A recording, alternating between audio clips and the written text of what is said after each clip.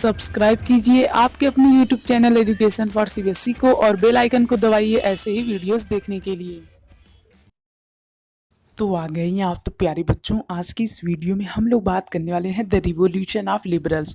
तो आज का ये वीडियो देखने के बाद में आप लोग को ये क्लियर हो जाएगा कि लिबरल्स जो थे उनका रिवॉल्यूशन क्या था और वे लोग तो मिडिल क्लास के थे, उन्हें क्या रिवॉल्यूशन करने की ज़रूरत थी। और इसी के साथ साथ में आप लोग को ये क्लियर हो जाएगा कि क्या उस समय पोजीशन थी वीमेंस की उस सोसाइटी में। और इसके साथ साथ आप लोग ये पता चल जाएगा जंकर्स कौन थे। और इसी के साथ साथ आप लोग को इससे रिलेटेड बहुत ही इंपॉर्टेंट चीज़ों के बारे में पता चलेगा। तो चलिए इसे स्टार्ट करते हैं।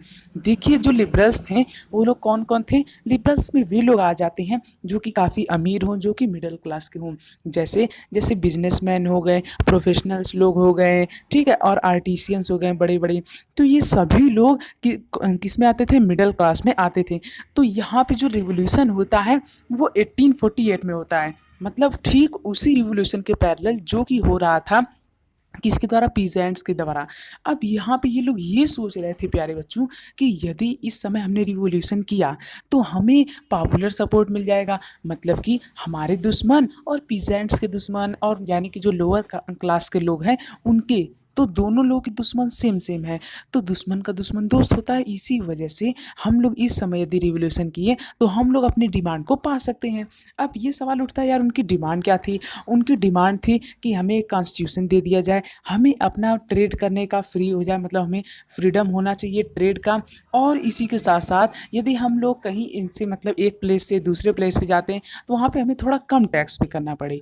मतलब प्यारे बच्चों पहले क्या होता था कि मान लीजिए कोई एक स्टेट है, तो यहाँ से यदि हम लोग यहाँ पे जा रहे हैं, इन दो जगह पे ट्रेवल कर रहे हैं, तो यहाँ पे व्यापारियों को, ट्रेडर्स को अलग अलग टैक्स पे करने पड़ते थे। तो वही यहाँ पे इन लोगों की डिमांड थी कि इसे क्या कर दिया जाए, ख़त्म कर दिया जाए और एक नया कॉन्स्टिट्यूशन क्या किया जाए, बनाया जाए। फिर इसके बाद ये लोग क्या करते हैं, ये लोग एक मीटिंग बुलाते हैं, ठीक है। अब मीटिंग कहाँ बुलाते हैं और कब बुलाते हैं, चलिए उन सभी चीज़ों के बारे में देखते हैं। पहले तो ये लोग प्यारे बच्चों अपने डिमांड को फुलफ़िल करने के लिए क्या करते हैं, मतलब थोड़ा मतलब रिवोल्यूशन करते हैं। उसके बाद फिर ये लोग कब 18 मई 1848 यानी 18 मई 1848 को 1831 जो मेंबर होते हैं वे लोग क्या करते हैं, वे लोग जाते हैं और उसके बाद जब वे फ्रैंकफर्ट पार्लियामेंट पे जाते हैं, कहाँ जाते हैं, फ्रैंकफर्ट पार्लियामेंट पे जाते हैं, जो कि कहाँ है, जो कि चर्च के पास है, कौन से, सेंट पॉल, ठीक है। तो वहाँ पे जब ये लोग जाते हैं तो वहाँ पे लोग एक कॉन्स्टिट्यूशन ड्राफ्ट करते हैं, मतलब कि जो 831 यानी 831 मेंबर्स जो जाते हैं वो लोग क्या करते हैं, वे लोग जुट करके एक कॉन्स्टिट्यूशन को ड्राफ्ट करते हैं, कॉन्स्टिट्यूशन को बनाते हैं। फिर उसके बाद उसे राजा को दिखाते हैं, मतलब कि यहाँ के जो राजा रहते हैं, जो रूलर रहते हैं, इन्हें दिखाया जाता है। लेकिन राजा इसे स्वीकार नहीं करते हैं, वो इसे क्या कर देते हैं, रिजेक्ट कर देते हैं। तो इस पे लोग गुस्सा हो जाते हैं। अब वो रिजेक्ट क्यों करते हैं, चलिए उसका भी कारण जान लेते हैं। देखिए होता क्या है कि इन्होंने जो कॉन्स्टिट्यूशन बनाया था उसमें इन्होंने ये कहा था कि राजा आप रहें, हमें कोई दिक्कत नहीं, पर आपको लोगों के द्वारा चुना जाना चाहिए, मतलब लोग आपको इलेक्ट करेंगे, लोग आपको चुनेंगे और आपको उनकी मतलब कि बातों पे खरा उतरना पड़ेगा। और इसी के साथ साथ राजा ने यहाँ पे, राजा की कई सारी पावर्स को यहाँ पे लिमिट कर दिया गया, मतलब कि उन्हें ख़त्म कर दिया गया। बर्थ बेस प्रिविलेज वाले वगैरह जो होते थे उन्हें भी ख़त्म कर दिया गया। तो इससे इसी वजह से राजा ने इन्हें इनकार कर दिया था। अब लोग जो थे वो काफ़ी ज़्यादा गुस्सा हो गए थे, ठीक है। अब प्यारे बच्चों क्या होता है यहाँ पे, जब 18 मई 1848 को यानी कि जिस दिन ये लोग गए थे वहाँ पे फ्रैंकफर्ट में, उस दिन वीमेंस की जो पोजीशन थी वो अपर चैम्बर पे थी, मतलब कि वीमेंस उसमें भाग नहीं ले सकती, वो खाली एक तरह से ऑब्जर्वर के तौर पे थी, मतलब वीमेंस उसमें कुछ नहीं कह सकती। रुकिए अभी आपको दिखाता हूँ, देखिए ये है ना, तो यहाँ पे वीमेंस की पोजीशन यहाँ पे ऊपर थी, वे कुछ भी कह नहीं सकती थी, वे खाली एक ऑब्जर्वर के तौर पे थी यहाँ पे, ठीक है। और जबकि मेन जो थे वो नीचे थे और यहाँ पे क्या करते थे, डिसीजंस वगैरह लेते थे, ठीक है। अब यहाँ पे ये जब रिवोल्यूशन ख़त्म हो गया, जब यहाँ पे किंग ने इनका जो प्रपोजल था उसे रिजेक्ट कर दिया, तब इसके बाद किंग के मन में यानी राजा के मन में एक ख्याल आता है। वो कहते हैं कि आज किसी तरह से हमने तो इनकी बातों को टाल दिया और हमारे पास आज पावर ज़्यादा थी, मतलब कि आज इनमें उतनी अच्छी एकता नहीं थी, तो हमने इन्हें हरा दिया, हमने इनकी पावर को गिरा दिया। लेकिन कल यदि वो एक नए आइडिया से आए, उनके पास कोई नया पावर आ जाए, ठीक है, मतलब समझ रहे हैं ना।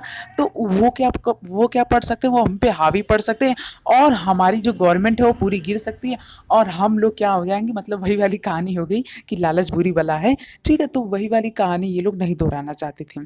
तो ये लोगों ने क्या किया, इन लोगों ने सर्फडम और बॉन्ड लेबर को डिस्ट्रॉय कर दिया। अब बहुत लोगों के मन में आएगा कि सर्फडम और बॉन्ड लेबर क्या होते हैं। देखिए, जो नौकर चाकर होते थे ना, जो राजा लोग रखते थे कि ये नौकर जो है ये फिक्स है, ये मेरे घर पे ही रहेगा, मेरे ही सारे काम करेगा। ठीक है, तो वो सब जो लेबर थे उन्हें हम लोग बॉन्ड लेबर कहते थे। और सर्फडम वे होते हैं जो कि क्या करते हैं, नौकरों का काम करते हैं, मतलब खाली नौकर का ही वे काम करते थे। ठीक है, और जो बड़े बड़े लैंड ऑनर्स होते हैं जिन्हें हम लोग जंकर कहते हैं। ठीक है, तो जंकर किसे कहते हैं, जो बड़े बड़े लैंड ऑनर्स होते हैं उन्हें।